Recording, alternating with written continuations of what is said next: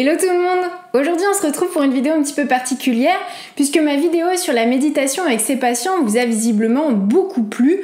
Je vous la mets juste ici si vous ne l'avez pas vue. Alors aujourd'hui je vais aller un petit peu plus loin en vous parlant de certaines pratiques que vous pouvez proposer à vos patients. La plupart du temps je leur propose des exercices à réaliser, mais pas que!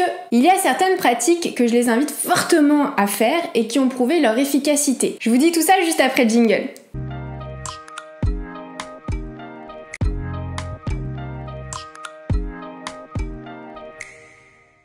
Qu'est-ce que tu entends par pratique? Ce que j'entends par là, c'est pratiquer une discipline ou un exercice. Alors faut pas se leurrer, c'est pas en allant voir un psychologue en une séance que vos problèmes vont se résoudre. Ça se saurait sinon. La psychothérapie, ça demande de l'investissement, à la fois au sein même des séances, mais aussi en dehors. Bien sûr, rien n'est obligatoire, mais c'est fortement conseillé et nécessaire parce que ça permet justement d'avancer bien plus vite. Pour la petite anecdote, certains psys refusent de recevoir en séance si leurs patients n'ont pas réalisé leurs exercices. D'accord, ça nous pousse à agir si je comprends bien. Exactement. Lorsqu'on est englué dans une dynamique, en sortir, c'est pas simple du tout. En vous proposant des exercices et pratiques à mettre en place dans votre quotidien, ça vous pousse justement à devenir acteur et à moins subir les choses.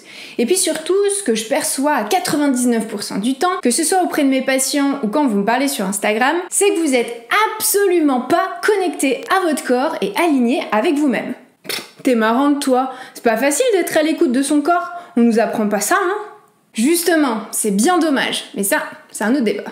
Quoi qu'il en soit, il est très important à mon sens d'aider le patient à écouter son corps. C'est souvent ce qu'il ne fait pas lorsqu'il vous fait la liste des symptômes physiques qu'il ressent. D'ailleurs, à ce sujet, je vous propose ce livre que je trouve vraiment génialissime et qui aide beaucoup les patients à mettre en lien leurs symptômes avec la symbolique. Il s'agit du livre Le Grand Dictionnaire des malaises et maladies de Jacques Martel. Selon moi, c'est vraiment un indispensable parce que ça aide autant les patients que les psys. En séance, par exemple, lorsque je sens que c'est pertinent, je propose de lire le passage du symptôme concerné à mon patient. Là, en général, il y a une réaction de surprise et de « Ah mais oui, c'est ça, c'est exactement ça !» Et du coup, le travail d'élaboration s'active davantage. Bref, revenons au sujet de la vidéo. Il est très important d'aider le patient à se reconnecter à son corps pour être plus aligné avec soi-même, avec ses besoins, ses envies, ses limites, etc. Pour ça, vous pouvez tout à fait lui proposer des pratiques à réaliser chez lui. Mais c'est quoi ces pratiques-là ? Alors, je vais vous en proposer 4, mais avant tout, ce que j'aimerais rappeler est que selon moi, on ne peut pas penser la psychologie sans le corps, et donc sans la prise en compte d'autres disciplines. Je fais donc le choix ici dans cette vidéo de parler de pratiques qui ne sont pas des exercices de psychologie à purement parler, mais bien des pratiques annexes d'autres disciplines, à mon sens qui sont entièrement complémentaires et qu'on a tendance à trop laisser de côté. L'homme, c'est à la fois l'esprit et le corps, On ne peut pas penser l'esprit sans penser le corps. Après, ça n'engage que moi. D'ailleurs, dites-moi en commentaire si vous aussi, vous pensez que la psychologie est à la croisée de plein de disciplines différentes qui nécessitent d'être prises en compte. Alors la première pratique dont je voulais vous parler, c'est le yoga. Et avant que vous me disiez quoi que ce soit, je tiens à vous préciser que tout ce que je vais vous dire est expliqué de manière très complète dans le magazine Cerveau et Psycho de ce mois-ci. Ils ont fait une rubrique complète sur 2 pratiques dont je vais vous parler. Le lien est dans la bio si vous souhaitez en savoir plus. Alors évidemment, le yoga, on en entend parler en long, en large et en travers. Mais ce qu'il faut savoir, c'est que le yoga permet de relier le corps au psychisme, mais aussi à l'environnement. Il existe différents types de yoga et c'est important de le rappeler. Par exemple, moi j'adore le vinyasa. C'est un rythme qui est très intense avec des enchaînements de postures, mais le plus connu reste le hatha yoga qui est beaucoup plus doux. Vous avez aussi le yin yoga, j'ai pu le tester et je trouve qu'il est merveilleux parce que c'est un sacré facilitateur de sommeil. Tout ça pour vous dire qu'il est important de mettre l'accent sur l'effet recherché et donc de trouver le type de yoga qui conviendrait. Et il y a des études qui montrent que le yoga il est bénéfique ? Absolument! Il y a des recherches effectuées sur la cognition incarnée. Elles montrent que les actions du corps conditionnent en grande partie nos émotions et nos pensées. Le yoga utilise cette connexion pour moduler les pensées en agissant sur les postures corporelles. Le principe de yoga repose sur le fait que ce que je ressens dans mon corps influe sur ce que je pense. Donc, si je peux agir sur mon corps, je peux nécessairement agir sur le reste. Si je me place dans un état de décontraction et de relaxation, où je suis détendue musculairement, je ressens des émotions positives qui sont associées.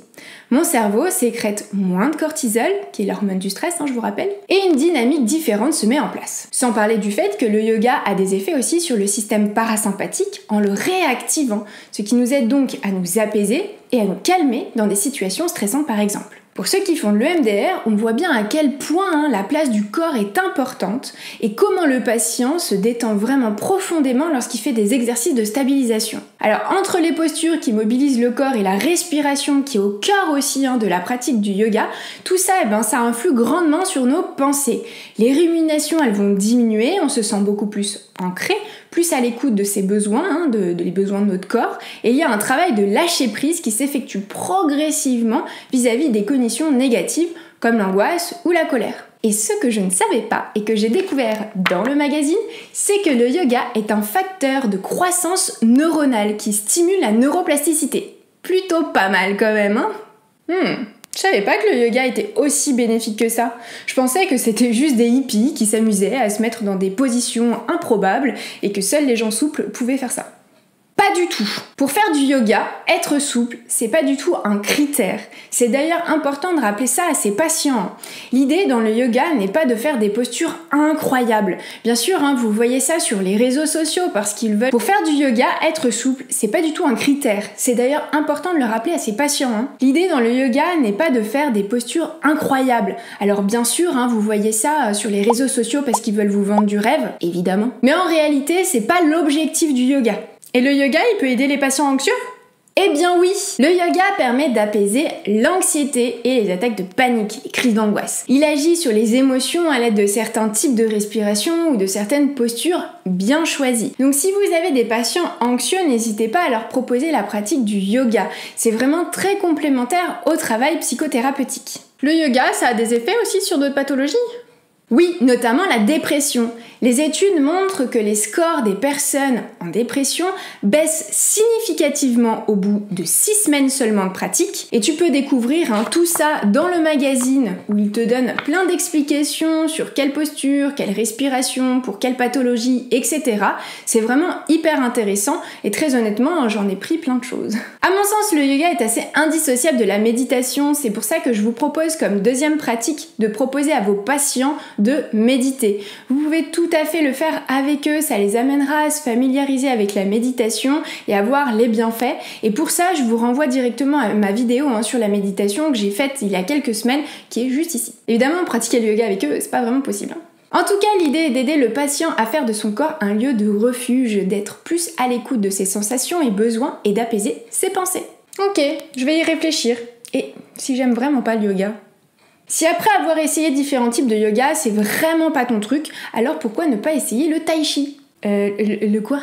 Le tai chi chuan est une discipline très lente qui favorise la circulation de l'énergie. C'est tout un travail de souplesse, d'équilibre et de respiration. Je vous confirme également que vous n'avez pas besoin d'être souple pour faire du tai chi. Ce sont donc des exercices très différents du yoga, à la fois lents et toniques, de flexion et de rotation. Et pour l'avoir testé une fois, je peux vous dire que c'est bien plus difficile que ça en a l'air. Le tai chi part du postulat que la lenteur et la maîtrise des postures permet de mieux relier son corps et son psychisme. Et ça permet de mieux se recentrer parce que ça diminue significativement le taux de cortisol, toujours cette hormone du stress là, vous savez. Une méta-analyse révèle que le tai chi chuan a un effet positif sur la qualité de l'équilibre postural chez les patients parkinsoniens. Les patients parviennent à se tenir debout plus facilement et plus longtemps et la dégradation de leurs mouvements se trouve ralentie.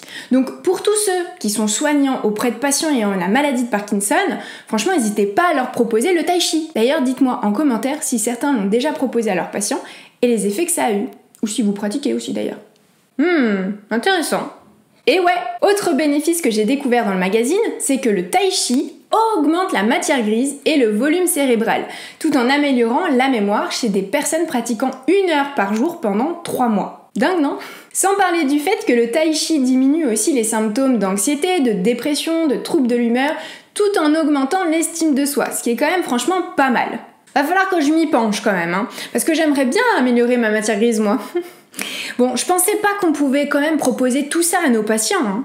Mais bien sûr, les patients sont vraiment avides d'informations concernant des pratiques qu'ils peuvent faire en plus dans leur quotidien. Donc au contraire, je vous encourage vraiment à proposer à vos patients différents types de pratiques en fonction des symptômes qu'ils ont et en leur expliquant pourquoi c'est intéressant qu'ils le mettent en place. Et enfin, la dernière pratique que je vous propose aujourd'hui, c'est évidemment la respiration. Il existe plein de types de respiration différentes. Je vous en ai d'ailleurs proposé 3 dans une précédente vidéo, je vous la mets juste ici. Un petit peu d'indulgence, c'était mes débuts.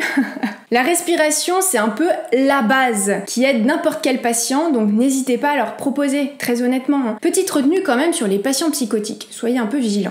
Je vous invite à retrouver énormément d'informations dans le magazine Cerveau et Psycho de ce mois-ci qui est franchement top. On y trouve plein de choses hyper intéressantes et en plus vous verrez ma tête dedans. Si vous avez aimé cette vidéo, n'hésitez pas à la liker. J'espère que vous avez pu en apprendre davantage sur ce que vous pouvez proposer à vos patients. Parfois on manque un petit peu de choses comme ça.